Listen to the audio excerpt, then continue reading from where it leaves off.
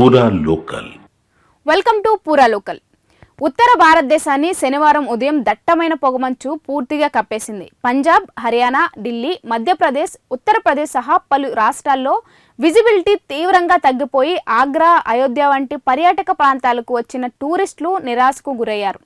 పరిస్థితుల నేపథ్యంలో డిసెంబర్ 25 నుంచి 6వ తరగతి వరకు పాఠశాలలు ఉదయం 10 గంటల నుంచి మధ్యాహ్నం 3 గంటల వరకు మాత్రమే నిర్వహించాలని జిల్లా అధికారులు ఆదేశించారు. అయోధ్యలో కనిష్ట ఉష్ణోగ్రత 9 డిగ్రీల సెల్సియస్గా నమోదైంది. ఇదిలా ఉండగా భారత వాతావరణ శాఖ ఢిల్లీ, మధ్యప్రదేశ్ సహా పలు రాష్ట్రాలకు ఆరెంజ్ అలర్ట్ జారీ చేసింది.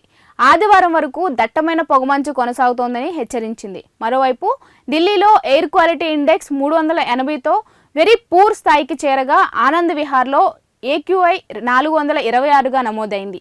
పొగమంచు మరియు కాలుష్యం కారణంగా ఢిల్లీలో 100కి పైగా విమానాలు రద్దు కాగా దాదాపు 50 రైళ్లు ఆలస్యంగా నడుస్తున్నాయి. ప్రయాణికులు ముందుగా అప్డేట్స్ తెలుసుకుని ప్రయాణించాలని విమానయాన సంస్థలు సూచిస్తున్నాయి.